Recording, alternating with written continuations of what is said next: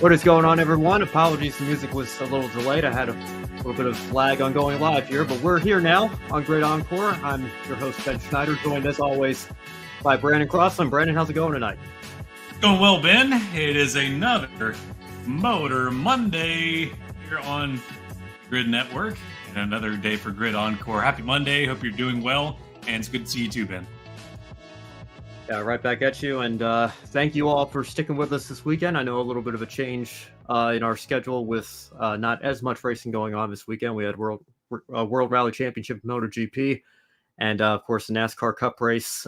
So Grid Live pre-race Sunday edition for you all yesterday, and then we figured since we only had the Xfinity race, we might as well just absorb the Cup Series as well. So we're here to recap both those races as well as some news going on in the NASCAR world. But first, as always, I want to give a shout out to our Patreon investors, Colin Deschelle, Mark, Robin, David, and Matthew. Thank you all so much for your continued support of this project here at the Grid Network. And if you like what you see tonight, you want to consider joining them as an investor, you can follow the link in the description below. You can also become a member through the YouTube channel, or if you'd rather make a one-time donation instead, you can take advantage of the super chats or visit the Buy Me a Coffee link in the description box below as well.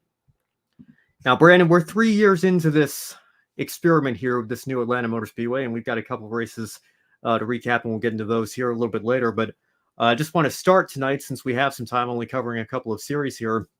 Like I said, 3 years into this project now, we're seeing the surface start to age a little bit. People are saying that maybe as it continues to age, we might not always see the same super speedway style of racing that we're used to at Daytona and Talladega. And I think we're probably at that point now, if we're being honest. It's not quite Talladega at 1.5 miles, but it certainly feels like a super speedway more so than the other 1.5 miles that we go to. So what are your thoughts on the racing that we saw this weekend, the Cup package, the Xfinity package, 3 years in, what we've seen compared to what we were seeing in the late 2010s and early 2020s before the reconfiguration? I mean, compared to what we saw in the 2010s and early 2020s, it's definitely not a thumbs down, in my opinion. But I think if I could put it somewhere between here and here, it's probably a 10 o'clock, 11 o'clock, whatever that looks like to you. So, I mean, nearly thumbs completely up for me. Listen, I know myself included, did not like that we were turning Atlanta into a super speedway. I thought it was ripping apart something that wasn't broken and trying to make it something that would sell well, which I think it has sold well. I mean, Atlanta crowds seem to be suffering, and that's why you do these sorts of things. I think it has helped our trips there to Atlanta, and it's I mean, you can't argue that it's exciting to watch. I mean, it's put on some good racing here, both in the spring and in the fall. I don't think you can argue against that. Depending on what your idea of good racing is, I thought it was pretty enjoyable. Of course, some of the drivers don't love it; some of them really do. But at the same time, the reason it's not completely up for me and it's a 10 is I think now with this car we've kind of got to the spot where it's really good with 1.5 miles right now, depending on where you go, and so it's like we jump. In a way, in hindsight, we kind of jumped the gun on fixing Atlanta into something else. And now this car might be really suitable for old Atlanta, but we'll never be able to figure that out because it's kind of like getting a tattoo, isn't it? Once you reconfigure a track like that, it's going to take a lot of money to go. I mean, it took a lot of money to get it this way. So it's going to be this way for a long time. You better start finding some positives around it because it's going to be here for a while. I mean, you can't just rip it off and go back right now. Maybe in 10, 20 years you could, but yeah, the track's gonna to have to age, and that might help that might provide some lack of handling. I don't think that's gonna do too much though. It still is working like a speedway like they intended for it to, and it's very narrow, very like going through a busy hometown street, so there's not a lot of breathing room compared to Talladega, and much less than Daytona as well, which we always associate with little breathing room.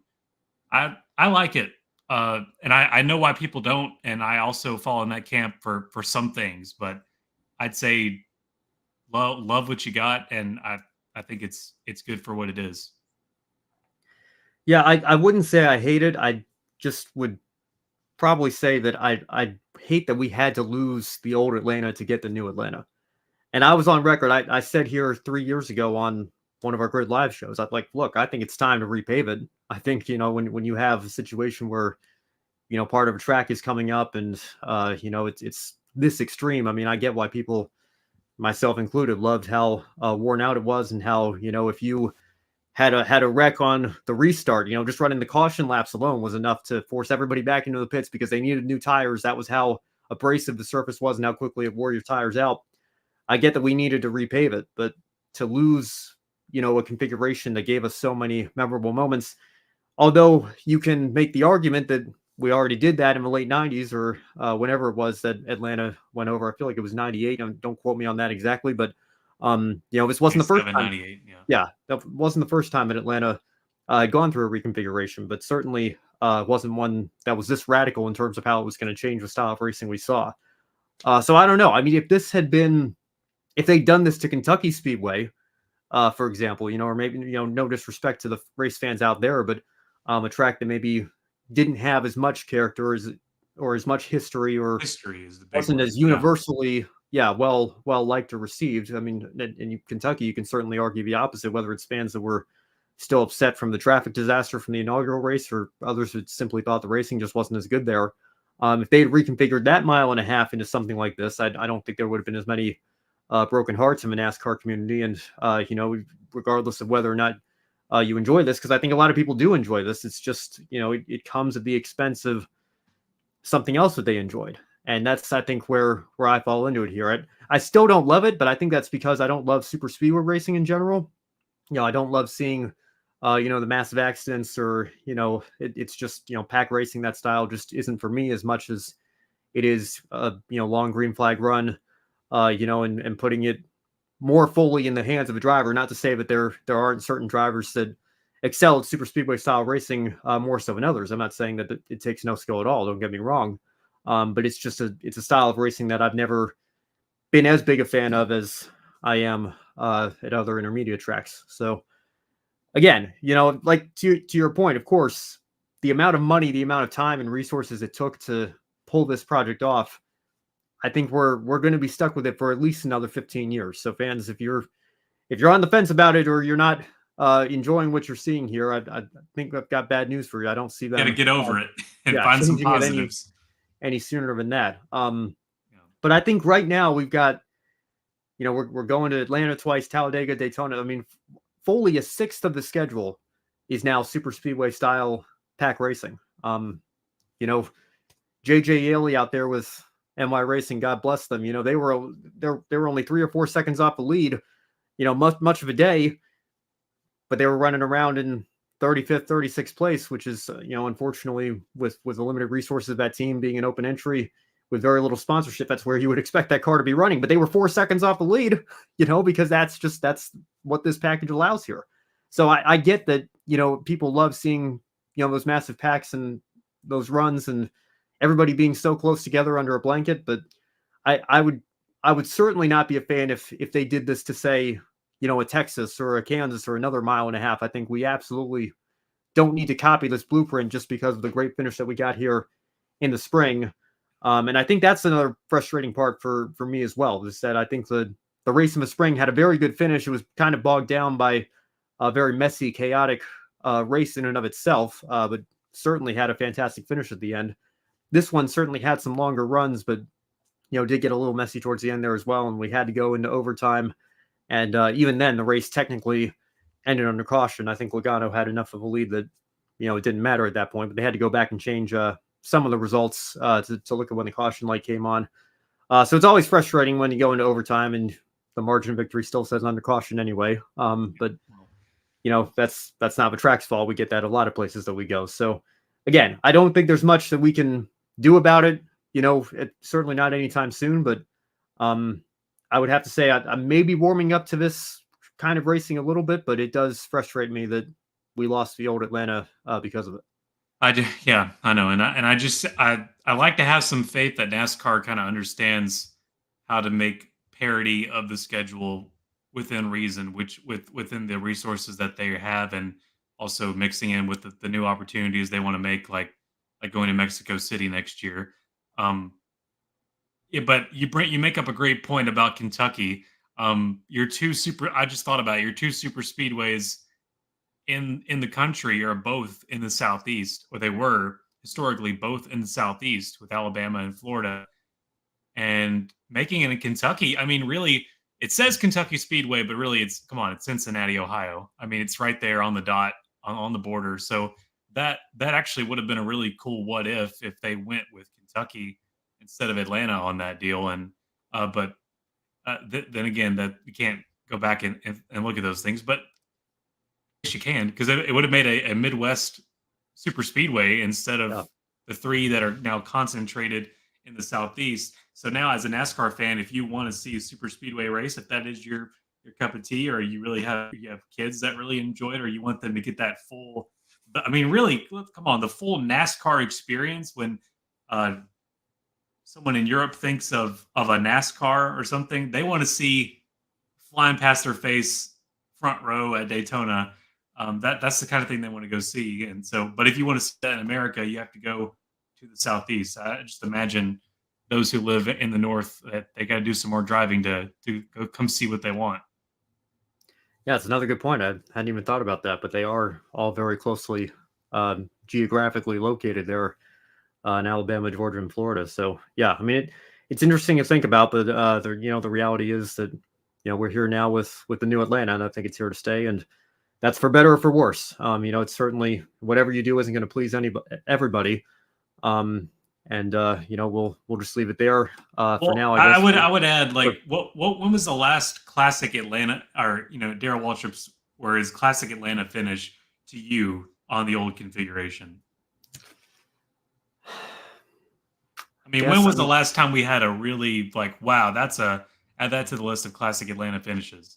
I don't know. I mean, 21 was pretty good because you had I don't know, Blaney chasing down Larson and Kurt Busch getting help with Chastain to win his one annual race. I mean, we had a pretty good run of that. That was the last year. Maybe I'm just looking at it through rose-colored Yeah. glasses, because it was the last time we were going to see it. But yeah, I don't know. And I mean, a counterpoint, I guess, some people would say, well, the Kevin Harvicks of the world were winning races by 14 seconds. I think that was 2018, right?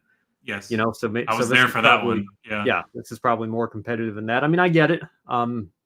But the older, I mean, you go back to like, I remember driving home, or I wasn't driving at the time. I was only 12 years old, but coming home from school, listening to the Jimmy Johnson, Jeff Gordon battle on the radio, kills me that I didn't get to see that with visuals the first time I was hearing that commentary and taking that in, because that's a classic finish. Yeah. John Bender certainly says, and Alexander, I see your comments as well. We'll get to those in a second. 2001, the best Atlanta finish ever, on the heels of a very similar finish with that same Richard Childress Racing team with Dale Earnhardt and Bobby Labonte in 2000. And then obviously, I mean, this is going back 2 configurations now, but what I still think is in many ways the greatest NASCAR race ever, the 1992 Hooters 500. Right. So, it's certainly, but again, that's the playoff argument, right? If you try to create a classic moment every single time you come to a track, or every single time you crown a champion, what is a classic moment every time? Well, now it's a classic moment none of the time, because you expect it. That's always how it's going to play out. You're always going to have those 4 guys level on points going into the final race. But, under the old system, that's what made 92 Atlanta so special, is because, we don't get what was a fight between the 3 main guys, but really a 6-way fight if you extend it all the way mathematically for a championship, in a thrilling title battle that came down in the very end. You don't get that every year, and that's what is part of what makes that race so legendary. So I guess you can use the same philosophy from a track here. You try to create something that's going to create an exciting, thrilling finish every time. With limited success. Certainly, it had success there in the spring. Maybe not so much this time, but does that maybe take away from how special those moments are too? It's interesting to think about. Yeah, I'd say they're definitely a 1 for 2 this year. I mean, I enjoyed this race, but I don't think it was a classic moment. And despite all their efforts to try to manufacture that, it didn't happen that way. We did have overtime to kind of spice things up, and Noah Gregson with the last caution there, but they didn't really. I bet they didn't really get the result they paid for. They intended to happen. Sure. We got something a little more organic, just raw speed and Joey Logano. Yeah, well, Alexander Stiegel says something interesting here. He believes Atlanta would still have pack racing if they repave the surface and didn't reconfigure the track. NASCAR would still bring this package, and the surface still has the mechanical grip or max grip. I'm not sure there, but that's an interesting theory there. But I don't know if they hadn't. What if they had left the banking and configuration the way it was, but brought the super speedway style package here? What kind of racing would we have seen? Obviously, they reconfigured the track to take advantage of the package, but that is an interesting theory. If you just give it a new smooth surface, it was known as one of the fastest tracks in the sport, fastest mile and a half in the sport, and it's interesting to think about for sure. And I haven't looked back at footage in a while, but I would argue when the cars were slower and they went to Atlanta for the first time, it probably raced more in that sort of style with, not pack racing, but full throttle, pedal to the floor. I would imagine. Again, it's been a while since I've looked back at that old footage, but I'm really glad we've got NASCAR Classics. So you can look back at almost any race you want. There you go. All right, another comment from Alexander here. I think people like myself, we'll get into a race recap here. This will be a nice segue. People like myself hate Joey Logano because most NASCAR fans are Chevy fans. Ford being a rival to Chevy, Joey, Brad, and Ryan are a threat to HMS and Trackhouse for the title. Well, I don't know. I mean, it seemed like, Joey Logano was certainly getting some cheers there. I know he's a polarizing figure for a lot of NASCAR fans, but I wouldn't discredit. I think he has a sizable fan base, as does Ryan Blaney, the defending champion, and Brad Keselowski, a veteran of the sport as well. So I think that Chevy probably is still number one, given you had Dale Earnhardt Jr. for so many years. Now you have Chase Elliott over at Hendrick as well. But I think there are certainly sizable fan bases for all the manufacturers there. So I wouldn't totally discount that either. So on that note, let's talk a little bit about the race winner here, Joey Logano. Brandon, our own Joe Samaniego brought this up pretty much as soon as the race ended, and a lot of fans that have followed this format for the last decade have as well. If you look back at every even numbered year, 2014, 16, 18, 20, 22, Joey Logano makes the championship four. If you look at 2015, 17, 19, 21, 23, sometimes he doesn't even make the playoffs. He had that encumbered win in 2017, but he has not gotten to the championship four in any of those years. So it's been this even pattern that's gone on for a full decade now. He wins the opening round of the playoffs. Is he on track now to keep this even year streak alive of making the championship four at Phoenix? I'm not buying it, Ben. I'm not buying it. I'm not a sign reader. I don't read signs.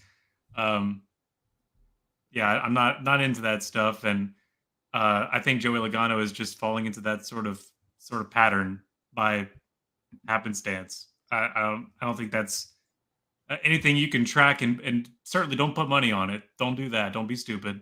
But I'm not talking to you, Ben. I'm just talking to our audience here.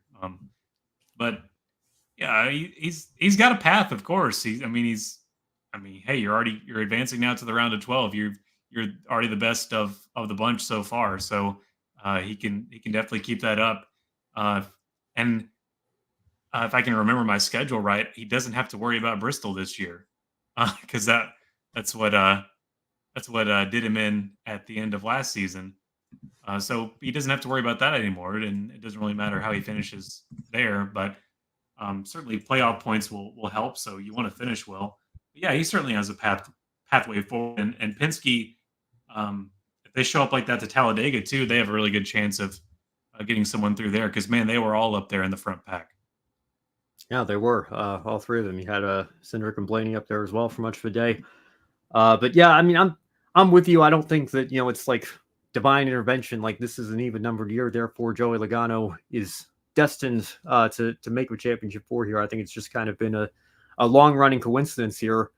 It's funny. I give it that. It is very funny. Yeah, I don't know. Maybe he gets to the emotional high of making the championship four. I mean, two of the last three even numbered years, he's been the champion.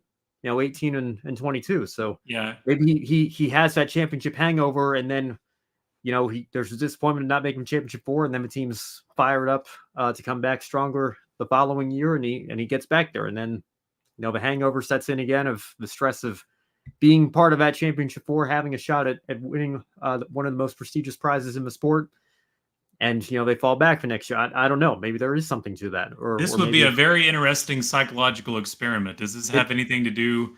Does his success have anything to do with his personality and the ebbs and flows of, like you're saying, the championship high and then the year after and all that stuff? That's very interesting. Yeah, well, let me follow up on that note, Brandon. I think obviously, the playoff schedules, changed quite a bit over the last several years here, but this is maybe not as big a wild card as Daytona or Talladega, but we've seen the Fords obviously have a lot of speed on this style of racing and tracks this year. I mean, how many poles is Michael McDowell up to? I mean, my goodness, front row has really picked up the speed as well. But is this just a situation where this is a track type that Ford and Penske in particular are really strong at right now, and that benefited Joey Logano, or do you think that this could be the momentum boost that he needs to advance to a championship four again, or is it just this happens to be the first race in the postseason and he got lucky here and he'll fall back in the round of 12 or the round of 8? I think Penske just has that type of track figured out just from my own observation, but that's all I'm going off of. And also, I think it really does take a big mental game to be able to navigate a race like this, and just the big chess match of being so steady on the wheel and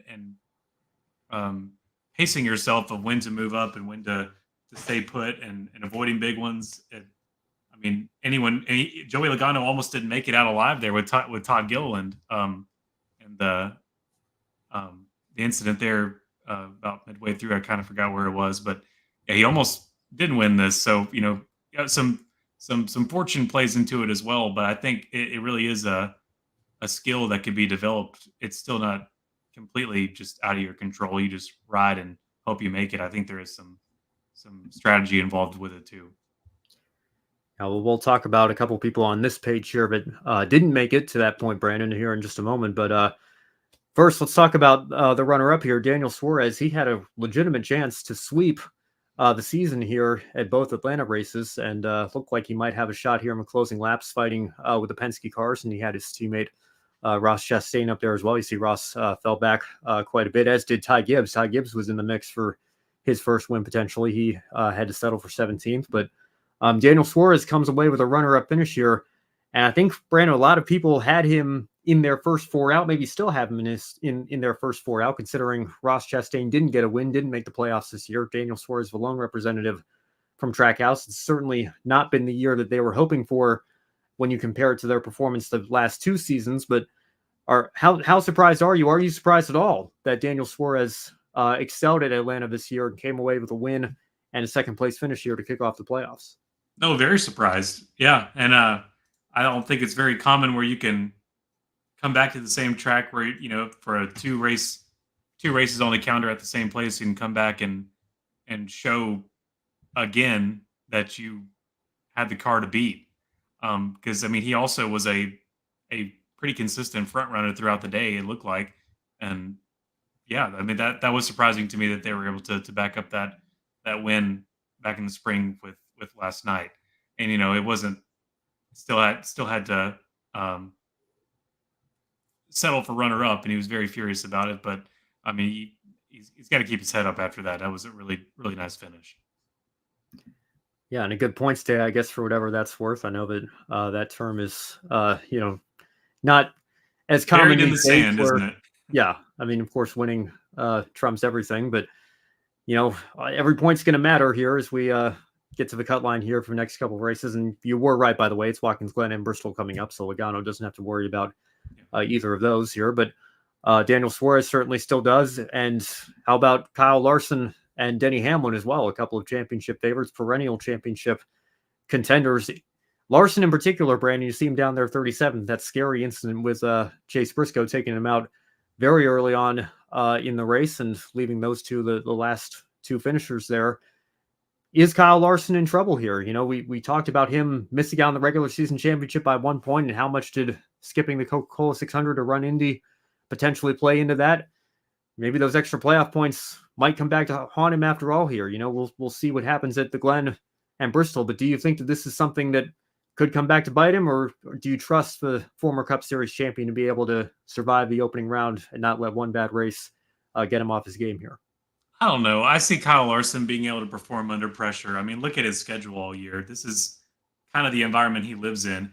And also, let's not downplay. He is an Iron Man. I mean, that punch to the wall, how much that safer barrier was bending. Man, I had to watch that 3 or 4 times. That was horrific. And the fact that he was able to talk to his team, to Cliff Daniels just a few seconds after that was over, is also an Iron Man move. Because I mean, if it was any one of us, our breath would still be knocked out for the next 30 seconds. Um, so Minimum, just yeah. a superhero in the car, by the way. But he could have a great day at Watkins Glen or Bristol, either one. Take your pick. I'd say he's a big shot to win either of those two. I mean, he's that talented of a race car driver. So, and it was weird to me hearing Lee Diffie say that Kyle Larson, like, his championship hopes are done, basically, saying like he's out. Like, tragic to see his championship run end here in the opening I think he said that stanza. about Briscoe, if I recall correctly. Okay. Unless he said that about Larson too. But I remember Yeah. hearing that line and thinking, well, wait a Like, second, that's no, they win and not they're quite in. right So here. like But it's never over until yeah, it's he could over. still. Yeah, I think Briscoe certainly is in a tougher position than Larson. But Yeah. yeah, hey, it's Lee's what? It's his third race. I No, think no, we I'm can. not. I'm not downplaying him at all. I'm No, just. I'm not Yeah. saying you are. I'm just that there are people out there that can't stand hearing a British voice on the NASCAR broadcast. So, well, Well, wait. There was one word he said that kind of made me chuckle. I forgot what it was. If I think of it, I'll get back to you. sure, yeah, February. Yeah, he said February. sure, Yeah, but it's charming. It's fun. yeah, yeah. But yeah, in all seriousness, of course, Larson certainly not, and even Briscoe. I think the amount of points he's behind. A win would certainly be nice, but I don't think it's an insurmountable. I mean, if he goes out and maximizes the stage points and gets some top tens or even top fives, I don't think he needs a win to advance to the round of 12 here. But then again, the playoffs are certainly unpredictable, and we're going to two very different tracks here coming up. So we'll wait and see how that plays out here. But Briscoe, I think, was somebody who we knew had to take risks and had to make sure he was maximizing every opportunity based on his performance leading into the playoffs this year. When you look past the Darlington race, of course, that got him to this point. But let's talk about Denny Hamlin here, also on the second back half of these results. And Denny said something very interesting. He said he basically would have just been happy to get out of Atlanta with 20 points. And, obviously played it safe during the stages, so that eliminated any opportunity for him there. And then, despite strategizing, hanging out at the back all day, trying to stay out of trouble, he got caught up in trouble on the last lap and had to settle for a 24th place finish here. So, Brandon, when you look at the final result, do you think Hamlin was too conservative? Do you think that this might come back to haunt him over the next couple of weeks as well? He was, and it's been said before. You can't race these drafting track races like you used to anymore. You can't just hang back and hope to finish well, because that if you do hang back there, a lot of times that will be where you end up. Um, it's kind of like an IMSA, like with the 24 hours of Daytona. Like, you can't just ride around and expect to finish well. You've got to go. You've got to go every hour, or you're not going to finish well. And I think that's the same kind of sentiment for plate racing, drafting racing in NASCAR. Now you got to try to be in the front every lap, or you're not going to be up there with the end. And it's the balance between that and avoiding wrecks for them. Yeah, and I think certainly at a track like Atlanta, it's probably significantly more challenging to pull a Dale Earnhardt, so to speak, and go from 18th to first in the last 2 or 3 laps here. I think that's almost impossible with this current package. It's certainly, as Ty Gibbs showed, it's possible to fall that far back, but it's a lot harder to just because of how narrow the track can get here and how reliant you are on the momentum of whatever line you're in to get those runs here.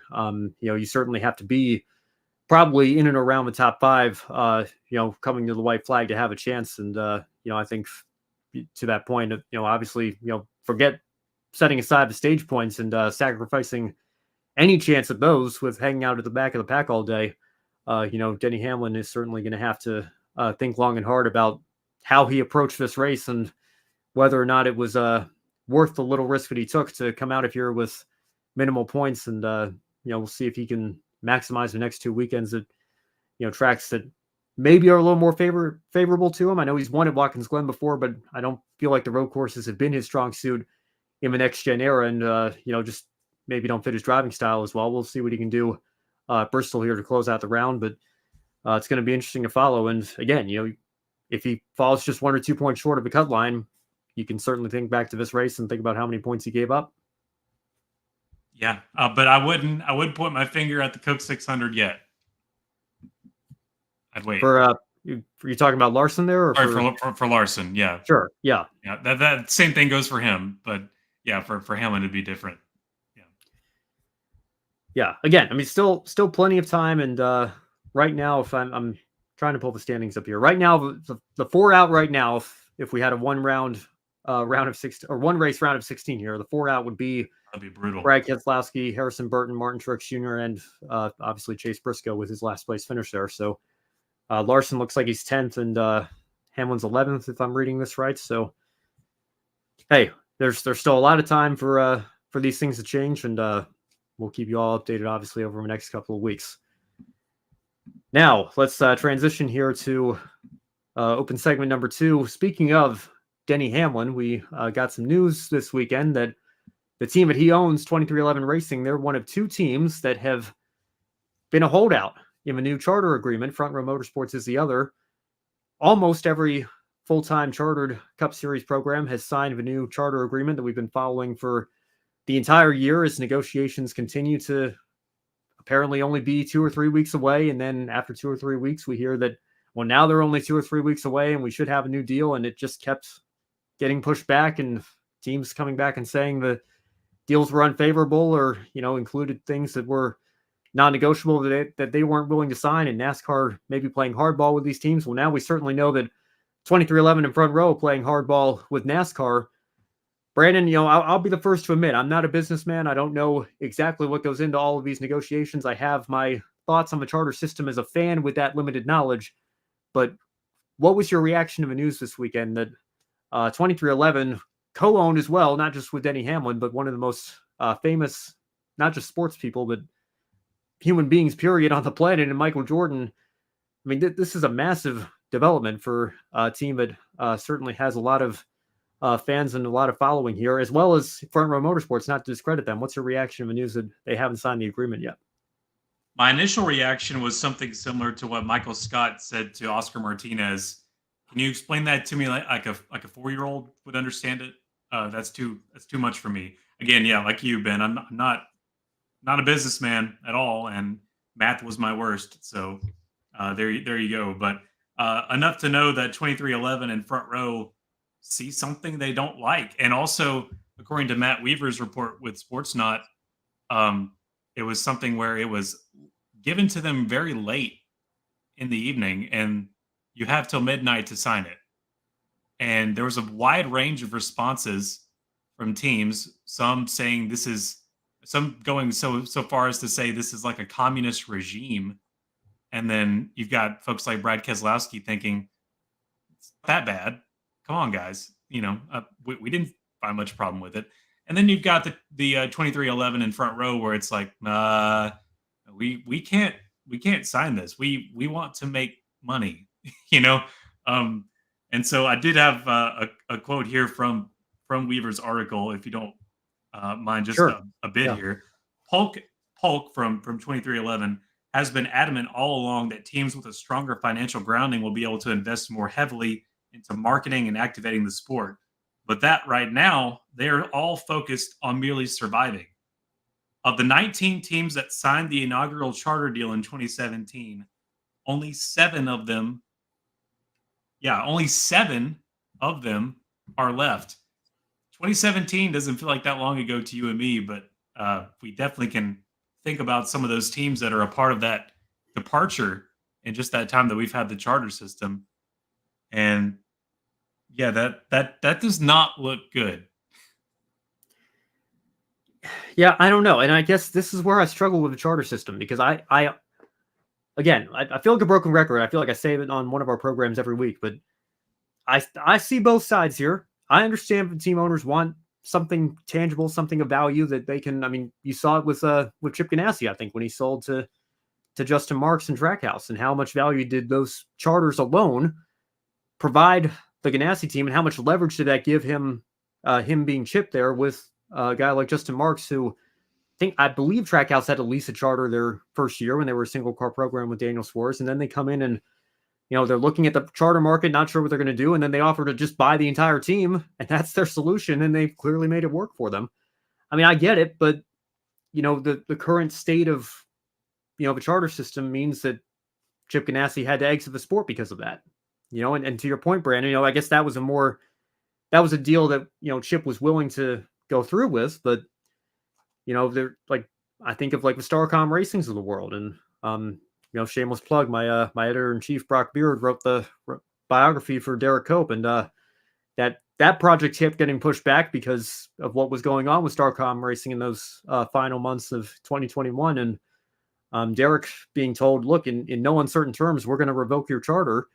If you guys don't finish outside the bottom three in the standings this year, and a limited budget team with limited resources, they were out there doing the best that they could, but the risk was too great for them, and they ultimately had to sell before they lost that value entirely. And I miss the days. The first season I followed the sport full time was 2007, and I miss the days when Michael Waltrip could start a 3-car team basically out of thin air. I know he was doing some Busch Series stuff and part-time Cup stuff at the time, but 3 full-time Cup Series teams, brand new, coming down to the Daytona 500 to try to be 43 of 61. With the brand new with the brand new manufacturer, by the way. Yeah. Introducing Toyota. Brand new manufacturer as well.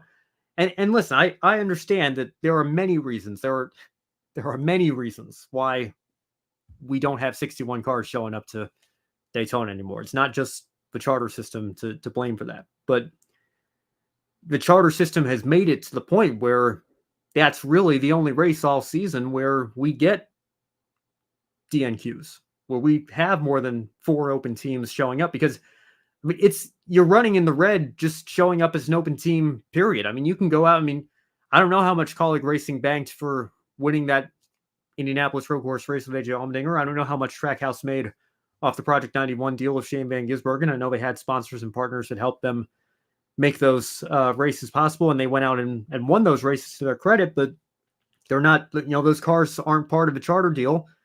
They're not, I mean, again, we don't know how much money, the teams are making from race purses nowadays either. But I don't know. I'd have to think, even with winning the race, you're probably not turning a profit on running that race as an open car. So what's the point of even showing up if it's going to be a losing effort? And then on top of that, imagine if enough cars show up that you might not qualify for the race. That's really why the only race we see that is the Daytona 500, which awards the most prize money, I suppose. And again, I don't know exactly how that breaks down with the charter teams and the open teams, but it's just a frustrating deal to me that, to your point, Brandon, how of those 19 minus 7 is what, 12 teams? I guess 12 teams that signed that initial agreement that are no longer in the sport. How many of those were by choice? How many of those were team owners that were like, we had a good run, but I just want to ride off into the sunset and retire here? I think a lot of those, I think of the Furniture Row racings and the Levine family racings and Germain racings, they were part of deals or part of alliances that, simply were going to become unmanageable and unaffordable. Formed in the old system and not go out while you were on top. Yeah. Yeah.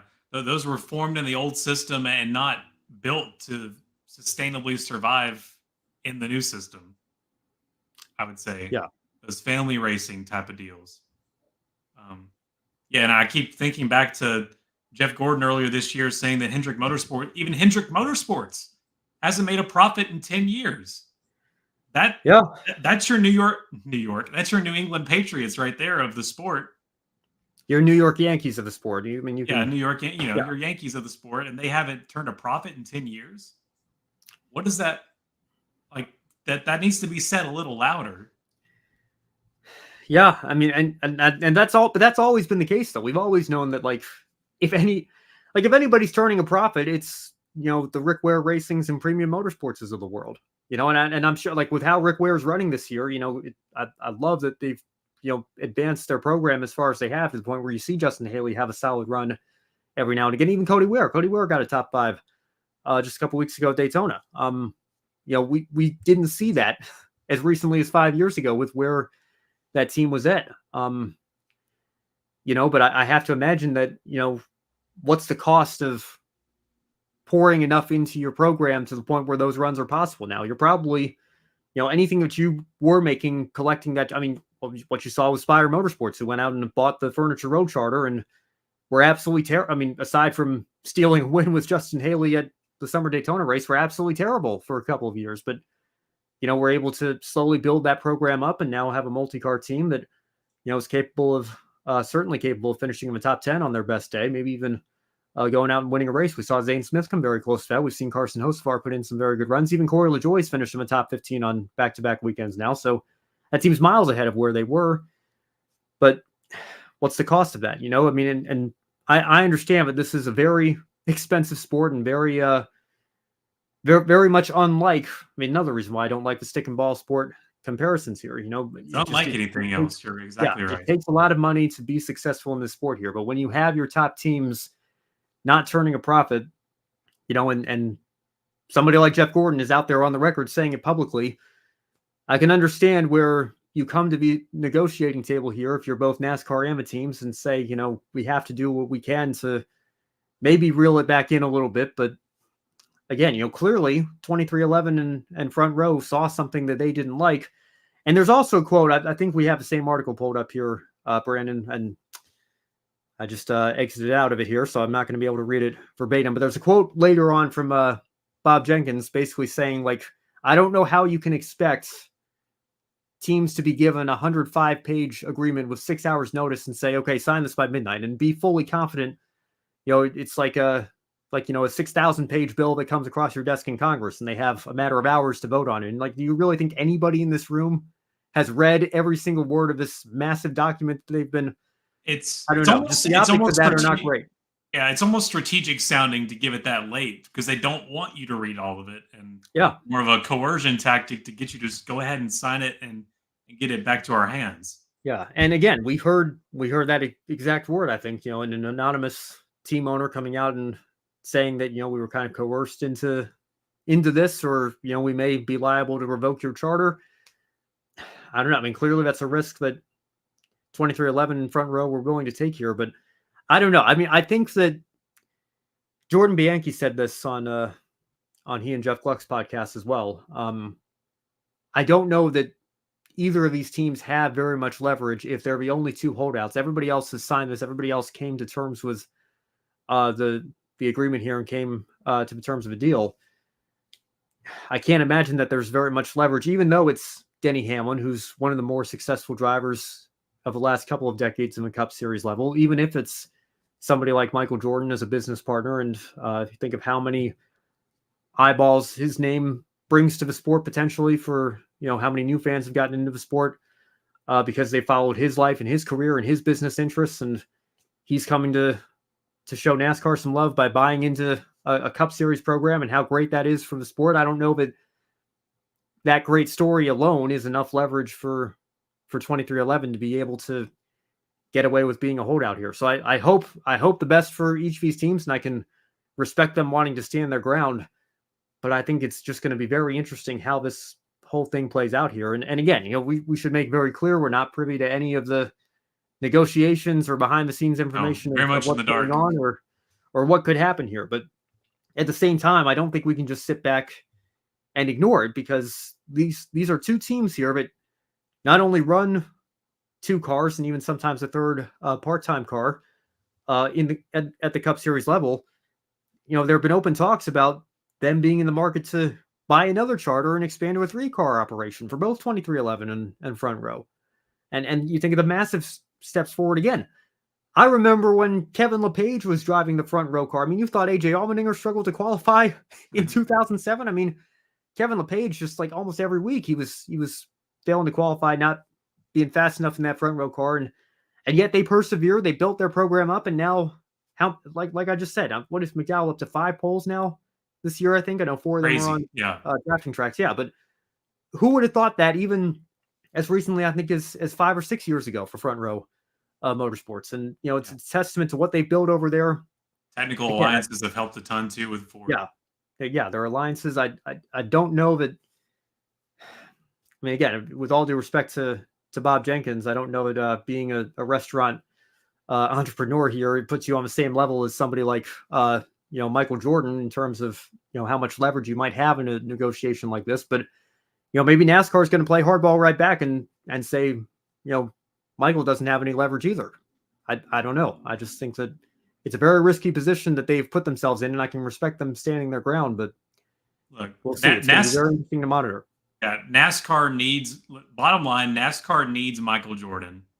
They need Michael Jordan right now. They need big names like that. And at the same time, those teams need the brand recognition that NASCAR provides and the order that they provide, the Yeah. history they have.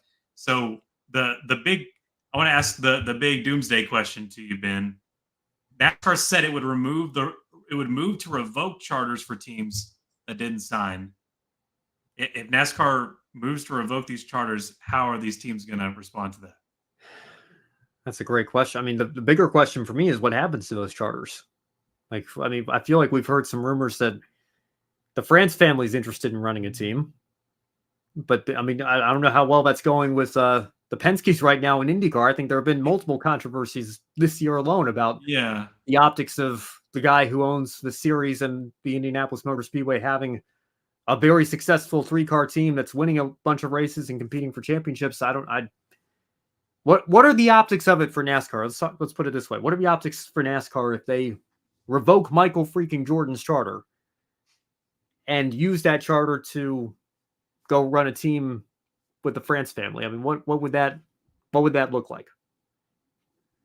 I don't think that would be a very popular move. I think you're going to lose the American public if you, as a sanctioning body, go against Michael Jordan. Yeah, well, and again, but I don't know that I fully agree with what you just said. I don't know that NASCAR.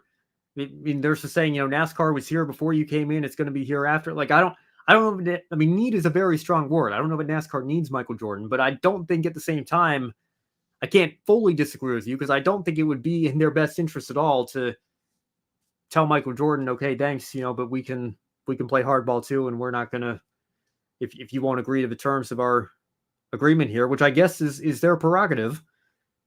But I don't know. Not just Michael Jordan. I mean, also just all the other star power that they've assembled. They need their talent. They need their drivers. They need their owners. No doubt. The things that the IPs that they have established as a company. Yeah, absolutely. And I mean, again, I think that's why it's going to be very interesting over the next couple of weeks to see what exactly happens here. I know that obviously Jenkins was quoted in that article. I don't know that I saw. I mean, 2311 was very quick to put out one of those graphics with an official statement and explaining their perspective on things. And we'll see here. I don't know how well this is going to end for them, but again, I can also understand the perspective of what, if you feel like the terms aren't acceptable, then you have to do what you have to do to hold your ground and make that clear. And there may be risk involved, but you can at least respect that. So we'll see. 2311 thought it was a one-sided charter and was going backwards instead of forwards. What that means, we don't really know. But it is very interesting, and it's always worth bringing up. Sure. All right, we'll leave it there. We'll keep an eye on the situation as it continues to evolve here. In the meantime, let's move on to the Xfinity Series race. And what a shocker here. Austin Hill at Atlanta at a superspeedway drafting style track has won yet another Xfinity Series race here. Brandon, there's a much bigger storyline here in the top 5 we'll get to in just a moment. But what more can you say about Austin Hill at this point? I'm kind of running out of words. It seems like every time we go to one of these tracks, if he hasn't been caught up in a wreck or caught up in something that took him out of contention, he's going to win. He's in the top 5, you might as well start engraving the winner's name on that trophy now, because it seems like every time he's up front here at one of these kinds of tracks, he comes out victorious in victory lane. Yeah, he's got it figured out for sure. They better not change this Xfinity car on him anytime soon, because you're exactly right. If he's not caught up in a wreck or a penalty, he's taking the checkered. He knows how to do it.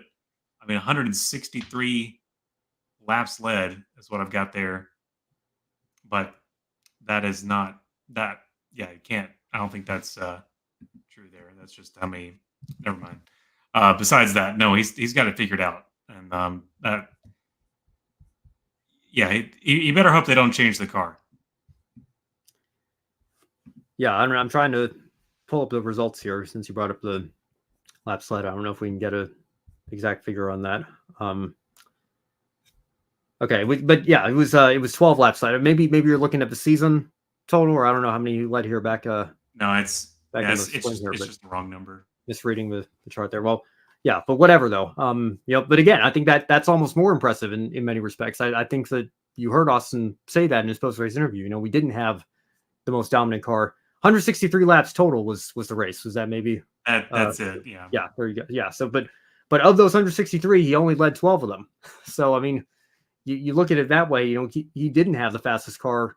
In this particular race weekend here at Atlanta, and he still came out on top because he knew where to position himself at the very end, and still found a way to the front and held the lead when it mattered most. And I guess we can lead into that here, unless you want to follow up on that. Well, the big thing I'm seeing is he's getting very close to tying Tony Stewart and Dale Earnhardt Jr. Yeah, another good point. for wins on drafting tracks. Now, I kind of have an issue with that because Tony Stewart and Dale Earnhardt Jr., in my opinion, are in a class of their own compared to Austin Hill. He's not a champion like them yet. Not has not paved his way into the cup level yet. I don't know if those mean anything to you, but I don't. If he attains that, I don't think he's on the same level as Dale Jr. and Tony Stewart, just because he has matched them in Xfinity wins on plate tracks. Yeah, I don't disagree with that. Feels like stat padding a little bit. Yeah, I know. Well, I know the exact. I think NBC actually showed that graphic. I think it's Earnhardt Sr. as well, and it's Tony Stewart, Dale Earnhardt Jr. Two of them have 8. One of them is now tied with Austin Hill with 7. So I mean, if you see those 3 legendary Hall of Fame names there, and Austin Hill. Again, not to take anything away from Austin Hill. I mean, just to be in that group means that you've accomplished something remarkable. But yeah, it does. Yeah, I mean, of course, Austin Hill still has a ways to go before he, reaches that echelon of Hall of Fame caliber legends, icons of the sport here. But he's got this down at the very least. Xfinity Series races with this style of racing, this style of package. It's hard to say there's anybody better right now. Yeah, and then it's a good thing that I guess for Austin Hill, he might wish that the championship race would be a plate track now, because that's the only thing left if they can set up the championship, the playoff run for him in that sort of way. Yeah, that's something interesting to consider as well. I think Tyler Reddick at Homestead is a good example of that. That's obviously one of his better tracks, and he took advantage of that on his way to 2 championships in a row. So yeah, I mean, let me be clear. I would not be in favor of moving the championship race to a Talladega or a Daytona or an Atlanta. I think Austin Hill certainly would, though. With how well he's run there. I think those tracks are too. I mean, I kind of have a big enough issue with it being the regular season finale in many respects. I think that I like what we had this year, and certainly the Olympic break played a role in that. But having Daytona be the penultimate race and then having one more Darlington, I think worked out very well this year. But deciding a champion on a super speedway, I don't know. If we're going to keep this format, I'd much rather it be at a more regular type, intermediate track like a Homestead. Certainly, probably more so than a Phoenix. But I still prefer Phoenix to doing it at a super speedway for sure. I think any sane person would agree with you there. And I mean, mark us down saying it now, but I don't think they'll ever do that. All right, we'll play it back in handful 2032. Of years. Yeah. There you go. 2032. The next TV agreement. We'll see. All right. Well, let's talk about a couple other drivers here in the top 5. Good runs again for Parker Kligerman and AJ Allmendinger, just continuing to knock on the door of those wins there. And Allmendinger looking for his first win of the season. So Kligerman looking for his first win with Big Machine Racing and in his Xfinity Series career. So we'll see if they can break through here over these final handful of races. But let's talk about Chandler Smith and Corey Heim here. Not entirely teammates. Chandler Smith, of course, with Joe Gibbs Racing. Corey Heim in the unsponsored this weekend, number 26 was Sam Hunt's team. But certainly Alliance teammates, Toyota teammates, factory teammates in many respects as well. Corey Heim looked like he had an opportunity to draft with Chandler Smith and maybe push Chandler Smith to the win. Instead, he went with Austin Hill, probably because, much like what Parker Retzlaff did at Daytona a couple of weeks ago in the Cup race, I think that probably gave him the best chance to try to win the race for himself. Ultimately, it didn't work out. He finished in fifth. Chandler Smith was left to finish fourth, and Austin Hill ran away with the race win. So, Brandon, it's the same kind of question we were asking about Parker Retzlaff here just a couple of weeks ago. But Corey Heim's coming under some criticism here. I think, probably Toyota executives not too happy with his decision. Chandler Smith not too happy with his decision there in the closing laps. Is that criticism fair, or do you think that falls into the trap of team orders and Corey Heim's trying to win a race just as much as anybody else is? Yeah, I think Corey just wanted a fair shot just like the rest of them. You're exactly right. It goes right back to Daytona and Parker Retzlaff. Like Corey Heim and Chandler Smith, they're not, they're not first-hand teammates. They're second-hand teammates. They've got the factory connection to worry about, and of course they probably have hundreds of different types of phone calls from Toyota, from their own team, all telling them different things, and you probably get in situations like this. I'm sure they get praised from one call and then bashed on from another, because everyone has different expectations probably of what they want them to do in that sort of scenario. But as a driver, they just want to win, and so in that split second moment, that's what Corey Heim saw to be the best decision for him. And he can get out of the car and look at the tape like everyone else in hindsight and think, well, yeah, maybe I should have went with Chandler there. Yeah, I think it's unfortunate because obviously, I mean, we've talked, for the last 3 years now on this show, even when Corey Heim was still running part-time for Kyle Busch's truck team, and then what he's done the last couple of years with Tricon, being one of, if not the favorite to win the Truck Series title. There's obviously no denying his talent, and I think Toyota certainly knows that. But again, you keep hearing these conversations come up, and I hate it. I understand coming from Toyota's perspective that in a perfect world they would want their cars working together, but I think it would be a real shame if what happened this weekend affects whatever path Corey's going to be on here. Because again, the talent that he's showing in the Truck Series, I would hate for him to be a truck lifer, if you know what I mean. I think he has the talent absolutely that would leave him capable of, I mean, clearly you saw it in Xfinity this weekend. He could move up to Xfinity next year, have a great season, maybe be a championship contender. And then, we talk all the time about Toyota having all those great development drivers and not enough seats at the Cup Series level. I don't know when one of those seats might open up, but I think his name would have to be on the short list. So I think that if Toyota looks at this and, doesn't look upon Corey Heim favorably enough to be able to back him for those opportunities in the future, it's the same exact deal with Parker Retzlaff a couple of weeks ago. I don't think that this should be something.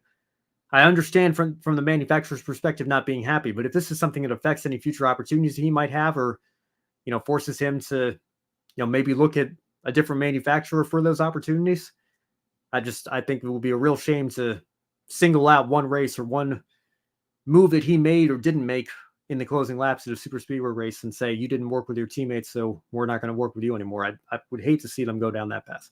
Yeah, that's really frustrating. That's got to be frustrating for a driver to have to play that juggling match every time they go somewhere like this, where you have to try to. I mean, you kind of put in a box where you kind of have to try to please all of your backers around you, or you're always going to leave someone upset. But I guess you have to kind of weigh your options of, okay, who do I want to leave more upset, or what is it going to cost more if Toyota's more upset than Sam Hunt Racing? Like where what's going to keep your in the surviving world, what's going to keep your game going longer into the future as far as your career. And yeah, keeping Corey Heim from being a truck lifer, because his talent level, we've seen it, is Heim time many a night. He's worth much more than that. Yeah, I remember in 2011 when tandem drafting was first starting to take off in the Cup Series, and just off the top of my head, I remember AJ Allmendinger was working a lot with Mark Martin. I think Mark had. You remember when guys were able to talk to each other on the radio? That only lasted for that year, I think. But he had like his 300 teammates, and Allmendinger was one of the guys that he had on the radio. to be able to communicate with, because they liked working with each other in a tandem draft. I remember Kurt Busch in a Dodge for Penske at the time, and Regan Smith in the Furniture Row car worked quite well together. And Tony Stewart and David Gilliland, I think, were another pair. And Stewart obviously was driving his own car. Gilliland was with Front Row Motorsports. But then I think we got to the summer Daytona race for the fall Talladega race, and Stewart basically came out and said, well, look, I think Ford wants their drivers to only work with each other here. And that was like, even hearing that as a kid who had just turned 12, it was like, well, that seems kind of lame, right? Like, shouldn't drivers be allowed to, work with whoever gives them the best chance to perform? But I don't know. I mean, that's the first time that I can remember hearing, those manufacturer orders coming in here. And I guess that those bonds have only continued to grow in strength in terms of, the executives wanting to see their cars give each other the best chance to win rather than the drivers acting as individuals. And I think that's unfortunate because, Parker Retzlaff had a great run and unfortunately kind of got overshadowed by, well, you didn't help this guy who's not even technically your teammate clinch a playoff spot, and you helped somebody else do exactly that. And, here's some criticism for what you didn't do.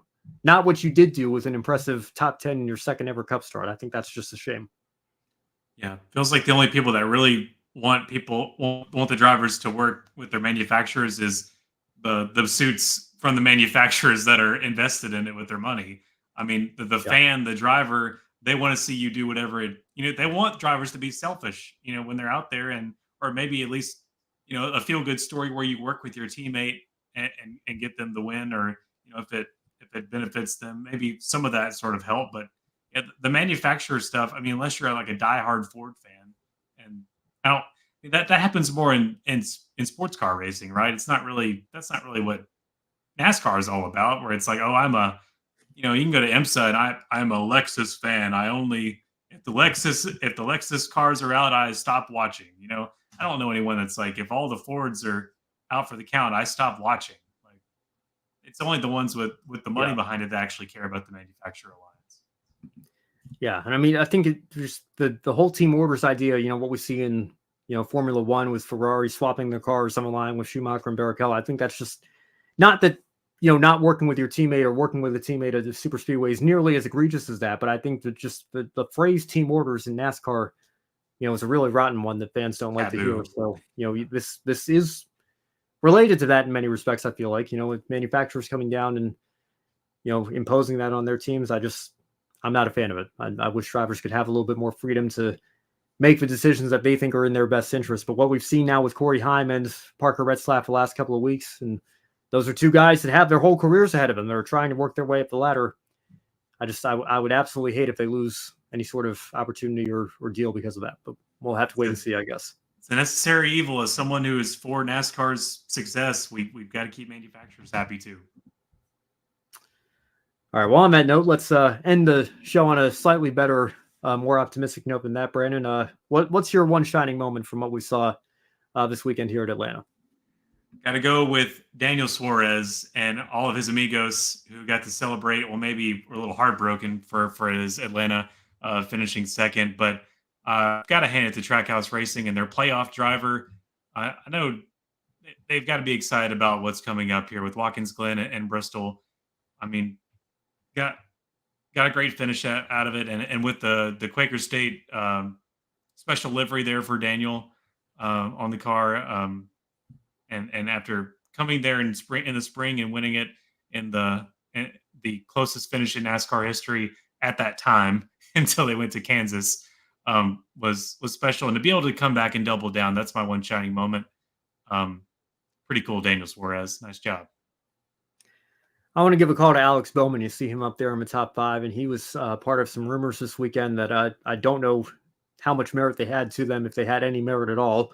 We don't need to go into the details of that right now, but I think Alex is sometimes viewed as perhaps the weak link at that 4-car team at Hendrick Motorsports. You have 2 champions in Kyle Larson and Chase Elliott. You have a guy in William Byron who could well win a championship this year, is knocking on the door of a championship, winning races left and right, it seems.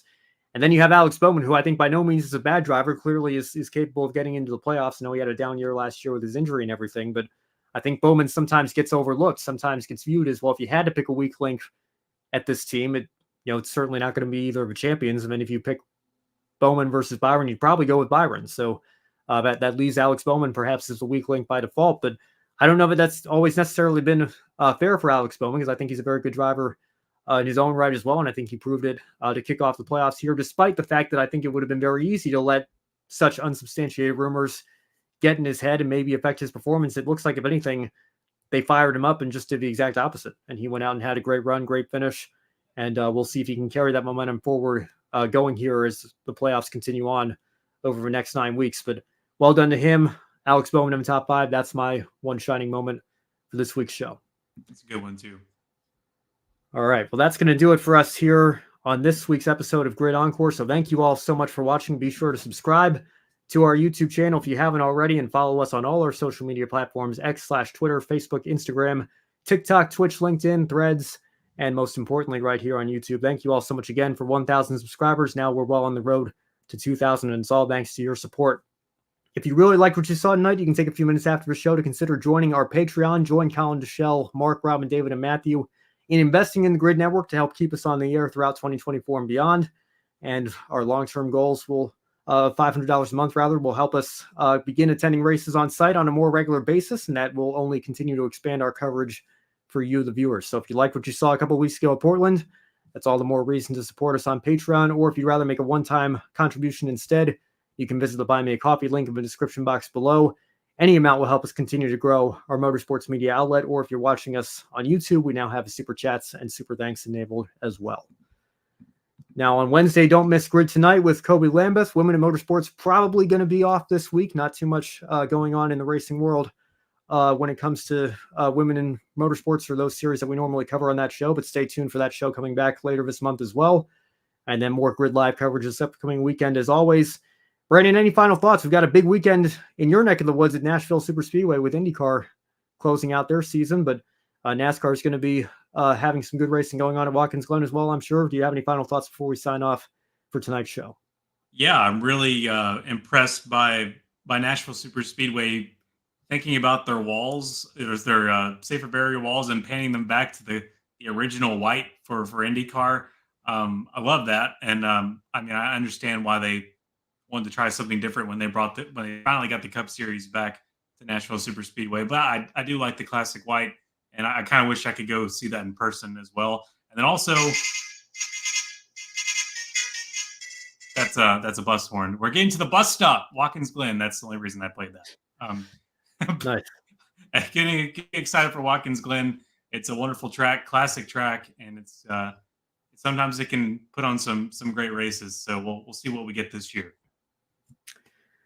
All right. Well, forgive me. It's not directly motorsports related, but we got some sad news a few hours before we came on the air. James Earl Jones, a legendary actor and voice artist, passing away at the age of 93. May we all be so fortunate to live such a long and prosperous life as he did. And he certainly accomplished quite a bit. I was looking to see, was there any sort of NASCAR or motorsports connection? I know that, when Revenge of the Sith came out, Red Bull Monaco that year brought the Star Wars livery out here. Did he ever say, "Gentlemen, start your engines" at a race? The only thing that I was able to find on short notice, I don't know if you remember this, Brandon. I know a lot of NASCAR fans probably do. Sprint used to sponsor the Cup Series, obviously, for a number of years. And there was a commercial in 2013 that James Earl Jones did with Malcolm McDowell. I encourage you all, just go look it up, 30 seconds. James Earl Jones, totes my goats. And that's, I think, proof that James Earl Jones, whatever it was, however ridiculous the concept was, or how serious the concept was an absolute professional in everything that he did. And I'm sure that commercial will bring back a lot of memories for race fans, given Sprint's connection to the sport during that time period, if they've forgotten over the last several years here. But certainly want to send our best to his friends and family and all his fans around the world. A legendary career, and we're going to miss him. Absolutely. Yeah. It's one of those gentlemen that you never think about passing away, but 93 years, what a life. That's James Earl Jones. Rest in peace.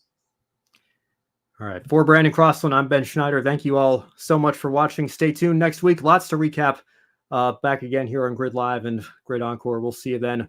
Have a good night, everyone.